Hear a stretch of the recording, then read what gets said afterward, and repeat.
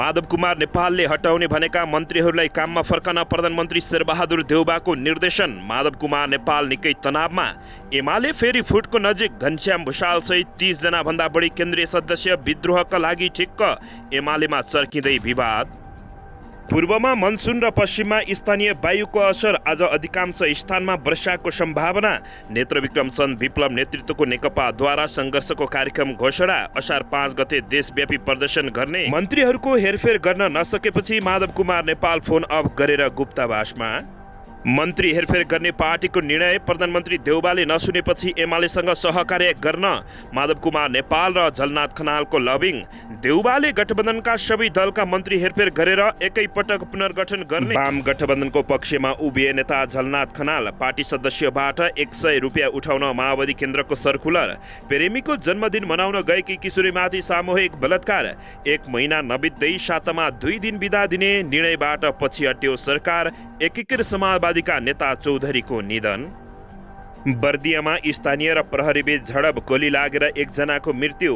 काठमाडौँका mayor Balendra शाहको नयाँ काम। पैसा नलाग्ने कल सेन्टर सञ्चालन। काठमाडौँको फोहोर आजदेखि उठ्ने।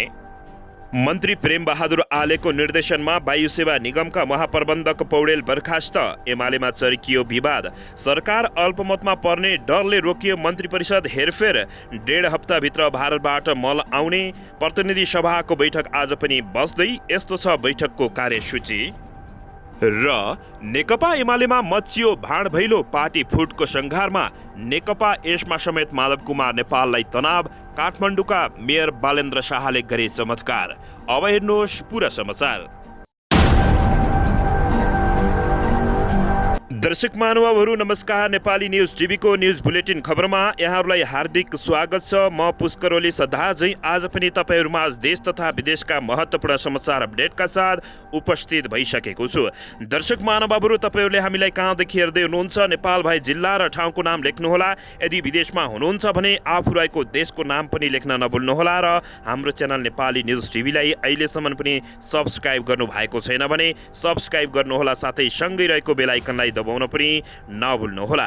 दर्शक महानुभावहरू आउनुहोस् आजको मुख्य समाचारतर्फ लागौं। दर्शकबिन मन्त्रीहरू हेरफेर गर्न नसकेपछि माधव कुमार नेपाल फोन अफ गरेर गुप्तवासमा बसेका छन्। नेकपा एकीकृत समाजवादीले मन्त्रीहरू हेरफेर गर्ने भनेर गरेको निर्णय कार्यान्वयनमा नआउने भएको छ। खास गरी फिर्ता बोलाइएका मन्त्रीहरू नै पार्टी नेतृत्वप्रति असन्तुष्ट देखिएपछि यस्तो अवस्था सिर्जना भएको छ। माधव कुमार नेपालले पार्टीका सम्मानित नेता झलनाथ खनालसँगको सल्लाहमा अहिले भएका मन्त्रीहरू फिर्ता बोलाएर नयाँ अनुहार पठाउने निर्णय गरेका थिए। तर फिर्ता बोलाउने भनिएका मन्त्रीहरूले नै पार्टीमै विद्रोह गर्ने चेतावनी दिएपछि माधव कुमार नेपाल तनावमा गएका छन्। मन्त्रीहरू हेरफेर गर्ने विषयमा सत्तारूढ दल गठबन्धनमा पनि छलफल भएको थिएन। प्रधानमन्त्री शेरबहादुर देउबाले स्वयं माधव कुमार नेपालको यो कदमको विरोधमा रहेका छन्। उनले बालुवाटारमा भएको भेटवार्ताको क्रममा माधव कुमार नेपाललाई मन्त्री फेर्ने समय उपयुक्त नभएको भन्दै यो निर्णयबाट ब्याक हुन सुझाव दिएका छन्। तर नेपाल देउबा सामु कडा रूपमा प्रस्तुत भएका थिए। कतिसम्म भने अध्यक्ष माधव कुमार नेपाल र सम्मानित नेता झलनाथ खनालले त तत्काल मन्त्रीहरू हेरफेर गर्ने निर्णय कार्यान्वयन नभए सरकारलाई दिएको समर्थन फिर्ता लिनसम्म तयार हुने चेतावनी दिएको जानकारी प्राप्त भएको छ। सत्तारूढ दल गठबन्धनमा आबद्ध अर्को महत्त्वपूर्ण दल नेकपा माओवादी केन्द्रका अध्यक्ष पुष्पकमल दाहाल प्रचण्ड पनि मन्त्रीहरू हेरफेर गर्ने निर्णय उपयुक्त नभएको निष्कर्षमा पुगेपछि माधव कुमार नेपाल गुप्तवासमा पुगेका हुन्। उनले पनि एकीकृत समाजवादीका अध्यक्ष माधव कुमार नेपालले यो निर्णय पुनर्विचार गर्न सुझाव दिएका हुन्। प्रधानमन्त्री देउबा र माओवादी केन्द्रका अध्यक्ष पुष्पकमल दाहाल प्रचण्डले नै अहिलेका मन्त्रीहरूलाई च्यापेपछि माधव कुमार नेपाल तनावमा देखिएका छन्। उनी अहिले फोन अफ गरिरहेका छन्। फिर्ता बोलाइएका भनिएका मन्त्रीहरू कार्यकालमा व्यस्त रहेको समेत जानकारी प्राप्त भएको छ। दर्शकबिन यसैबीच यता सरकारले 2 दिन सार्वजनिक बिदा दिने निर्णय फिर्ता लिएको छ। 1 महिना नबित्दै सातामा 2 दिन बिदा दिने निर्णयबाट सरकार एकाएक पछाडि हटेको हो। सोमबार सीमादरबारमा बसेको मन्त्री परिषद बैठकले सातामा 2 दिन बिदा दिने निर्णय खारेज गरेको एक मन्त्रीले जानकारी दिएका छन्। हामीले परीक्षणकाल भनेका थियौं तर अस्पताल र स्कुल जस्ता संस्थाहरूमा प्रभावकारी नभएकाले असार 1 गतेबाट लागू हुने गरी आइतबारको बिदा हट्यो। उनले भने अब पुरानै व्यवस्था कायम रहने बताएका छन्। सरकारले इन्धन खपत कम गर्ने भन्दै गत जेठ 1 गतेदेखि सातामा 2 दिन शनिबार र आइतबार बिदा दिँदै आएको थियो, तर एकाएक सरकार ब्याक भएको जानकारी प्राप्त भएको छ। दर्शकबिन यसैबीच यता बर्दियाकी एक महिला बाघको आक्रमणबाट घाइते भएको विषयमा स्थानीयवासीले गरेको प्रदर्शनमा झडप हुँदा प्रहरीको गोली लागेर एक सर्वसाधारण महिलाको मृत्यु भएको छ। प्रहरीको गोली लागेर जिल्लाको मकवानपुर नगरपालिका 2 की 18 वर्षीय नवीना थारूको मृत्यु भएको हो। बर्दियाका सिडिओ बन्धु प्रसाद वास्तोलाले घटनाको पुष्टि गरेका छन्। झडपमा परि केही प्रहरी र सर्वसाधारण पनि घाइते भएको जानकारी प्राप्त भएको छ। सोमबार दिउँसो मधुवन नगरपालिका 2 स्थित सोनाहा गाउँकी 14 वर्षीय स्मिता थारूलाई चितुवाले आक्रमण गरी घाइते बनाएपछि स्थानीयवासी आन्दोलनमा उत्रिएका थिए। सो क्रममा यति बेला दर्शक महानुभावहरू सो स्थानमा निकै तनावग्रस्त भएको जानकारी प्राप्त भएको छ। दर्शकबिन यसैबीच यता प्रमुख प्रतिपक्षी दल नेपाल कम्युनिस्ट पार्टी एमालेमा विवाद चर्किएको छ। पार्टी अध्यक्ष केपी शर्मा ओलीको स्थायी कमिटी सदस्य घनश्याम भुषालले आलोचना गरेपछि पार्टीमा निकै कडा चर्को विवाद चर्किएको हो। अध्यक्ष केपी शर्मा ओलीको आलोचना गर्दै पार्टी नीति विपरीत अभिव्यक्ति दिएको आरोपमा पार्टी अनुसन्धान आयोगले घनश्याम भुषाललाई कारवाही गर्ने केन्द्रीय कमिटीलाई निर्देशन दिएको छ। अनुशासन आयोगको सो निर्देशनसँगै विवाद अब केन्द्रीय कमिटीमा प्रवेश भएको छ। अनुशासन आयोगका अध्यक्ष केशव बडालले भुषालले पार्टी नीति विपरीत अभिव्यक्ति दिएपछि कारवाही प्रक्रिया अगाडि बढाउन निर्देशन दिएको बताएका छन्। कुनै विषयमा असहमति वा फरक मत भएमा त्यसलाई पार्टी बैठकमा राख्न पाइन्छ।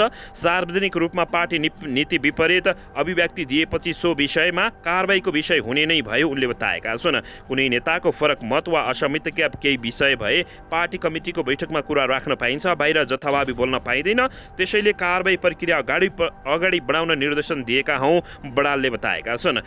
स्थानीय तह निर्वाचनको मतपरिणाम सार्वजनिक भएपछि नेता घनश्याम भुषालले एक टेलिभिजनलाई दिएको अन्तर्वार्तामा स्थानीय तह चुनावमा एमालेको कमजोर प्रदर्शनप्रति नेतृत्वका हिसाबले अध्यक्ष केपी शर्मा ओली असफल भएको भन्दै आलोचना गरेका थिए। विगतमा समेत केपी शर्मा ओलीको गलत एवं मनोमानी कार्यशैलीको भुषालले आलोचना गर्दै आएका थिए। पार्टी अध्यक्ष केपी शर्मा ओलीको बैठकमै आलोचना गर्दै आएका भुषाल सार्वजनिक रूपमै चर्को आलोचना गरेपछि केपी शर्मा ओलीकै निर्देशनमा अनुसन्धानको डण्डा चलाइएको भुषाल निकट नेताहरूले बताएका छन्।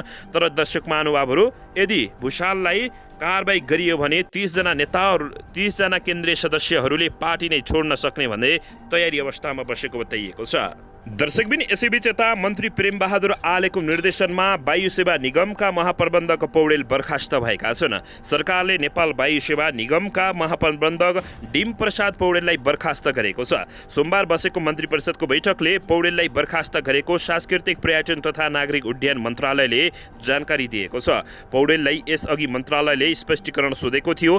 दुई पटकसम्म स्पष्टीकरण सोद्धा चित्त बुद्ध जवाब नआएपछि पौडेललाई बर्खास्त गरिएको पर्यटन मन्त्री प्रेमबहादुर आलेका स्वकीय सचिव हेमन्त रेग्मीले जानकारी दिएका छन्। निगमको हित विपरीत काम गरेको उल्लेख गर्दै मन्त्रालयले महाप्रबन्धक पौडेललाई मन्त्रालयमा तानेको थियो।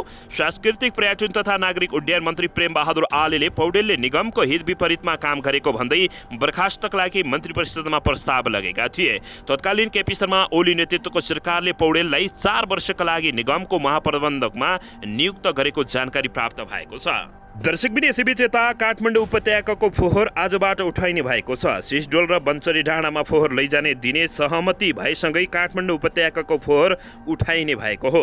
सोमबार शहरी विकास मन्त्रालयमा बसेको मन्त्रालय काठमाडौँ महानगरपालिका र प्रभावित क्षेत्रका प्रतिनिधि बीच बसेको सर्वपक्षीय छलफलमा काठमाडौँको फोहोर उठाएर सिसडोल र बन्चरी डाँडा लैजाने सहमति जुटेको छ। शहरी विकास मन्त्रालयका तर्फबाट 3 र 6 वटा कामको विवरणमा प्रतिबद्धता जनाएसँगै आन्दोलनरत पक्षले फोहोर विसर्जन गर्न दिने भएको हो। सहमति अनुसार शहरी विकास मन्त्रालयले आगामी आर्थिक वर्षमा प्रभावित क्षेत्रका 5 वटा सडक निर्माणका लागि 42 करोड 50 लाख नदी नियन्त्रण सामुदायिक भवन मन्दिर निर्माण र वृक्षारोपण कार्यक्रमका लागि 1 करोड 70 लाख विनियोजन गर्ने भएको छ। त्यस्तै वातावरणीय प्रभाव मूल्याङ्कनको प्रतिवेदन प्राप्त भएपछि अधिग्रहण गर्नुपर्ने जग्गा एकिन गरी प्रक्रिया सुरु गर्ने सिफारिसको आधारमा प्रभावित क्षेत्रको स्थानीय बासिन्दाका लागि 10 शय्याको अस्पताल सञ्चालनका लागि सरकारलाई अनुमोदन गर्ने सहमति भएको जानकारी प्राप्त भएको छ। दर्शकबिन यसैबीच यता मनसुन पूर्वी नेपालमा केन्द्रित बनेको छ। आइतबार पूर्वी नेपाल भएर प्रवेश गरेको मनसुन देशभर फैलिने क्रम रहे पनि पूर्वी क्षेत्रमा वर्षा भइरहेको अवस्था रहेको छ। यस बाहेक मध्य र पश्चिम भूभागमा स्थानीय वायुको प्रभाव रहेको मौसम पूर्वानुमान महाशाखाले जानकारी दिएको छ। बिहान प्रदेश नम्बर 1 बागमती र गण्डकीका थोरै स्थानमा हल्का वर्षा भइरहेको छ। दिउँसो प्रदेश नम्बर 1 बागमती र गण्डकीका केही स्थान तथा मधेसका थोरै स्थानसँगै कर्णाली र लुम्बिनीका 1-2 स्थानमा हल्कादेखि मध्यम वर्षाको सम्भावना रहेको जानकारी प्राप्त भएको छ। दर्शकबिन यसैबीच यता नेत्रविक्रम चन्द विप्लव नेतृत्वको नेपाल कम्युनिस्ट पार्टीले सङ्घर्षका कार्यक्रम घोषणा गरेको छ। नेकपाले एमसीसी सम्झौता, महँगी किसानका लागि मल बिउ समस्या लगायतका विषय उठाउँदै जेठ 25 गतेदेखि असार 5 गतेसम्म विभिन्न सङ्घर्षका कार्यक्रम सार्वजनिक गरेको बताइएको छ। पार्टीका प्रवक्ता खड्गबहादुर विश्वकर्मा प्रकाण्डले हस्ताक्षर गरेको विज्ञप्ति असार 5 गते चर्को महँगी र भाडा वृद्धि विरुद्ध देशव्यापी विरोध प्रदर्शन गर्ने उल्लेख भएको छ। नेकपाले जेठ 25 गते राजमार्ग काठमाडौँ उपत्यका र देशव्यापी किसान विरोध प्रदर्शन गर्ने, 27 गते अमेरिकी साम्राज्यवाद हस्तक्षेप विरुद्ध देशव्यापी विरोध प्रदर्शन गर्ने, 30 गते एमसीसीको कार्यालय र जिल्ला सदरमुकाममा विरोध प्रदर्शन र घेराउ, असार 2 गते राजबन्दी रिहाईको पक्षमा देशव्यापी विरोध प्रदर्शन गर्ने कार्यक्रम सार्वजनिक गरेको छ। दर्शकबिन यसैबीच यता बर्दियाको सीमामा पर्ने मानाखोलको जङ्गलमा 16 वर्षीय किशोरी सामूहिक बलात्कारमा परेकी छिन्। फेसबुकको माध्यमबाट चिनजान भई प्रेम गरेका प्रेमीको जन्मदिन मनाउन बर्दिया गएकी किशोरी सामूहिक बलात्कारमा परेको जानकारी प्राप्त भएको छ। बलात्कारको अभियोगमा 7 जनालाई पक्राउ गरिएको बाँके प्रहरीले जानकारी दिएको छ। बाँकेका प्रहरी प्रवक्ता प्रहरी नायब उपरीक्षक मधुसूदन न्यौपानेले बलात्कारमा संलग्न 5 जना र सहयोगी 2 जना गरी 7 जनालाई पक्राउ गरी अनुसन्धान थालिएको जानकारी प्राप्त भएको छ। प्रेमी भेट्न पुगेकै ती किशोरीलाई मनखोलाकै जङ्गलमा मदिरा खुवाएर हेमराज र उनका 4 जना साथीले पालाउ बलात्कार गरेको किशोरीलाई उद्धृत गर्दै प्रहरीले जानकारी दिएको छ।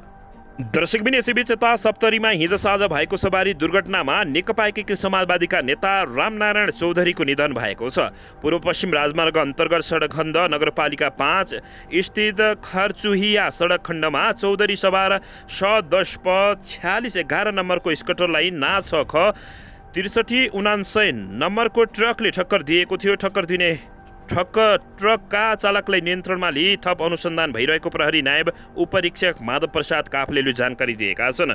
सुरुङ्गा नगरपालिका निवासी 68 वर्षीय चौधरी गत वैशाख 30 गते सम्पन्न स्थानीय तहको निर्वाचनमा एकीकृत समाजवादीबाट सुरुङ्गा नगरपालिकाको नगर प्रमुख पदमा उम्मेदवारी बनेका थिए। उनी पार्टीको जिल्ला कमिटी सदस्य रहेको जानकारी प्राप्त भएको छ। एकीकृत समाजवादीका नेता चौधरीको निधन भएको हो।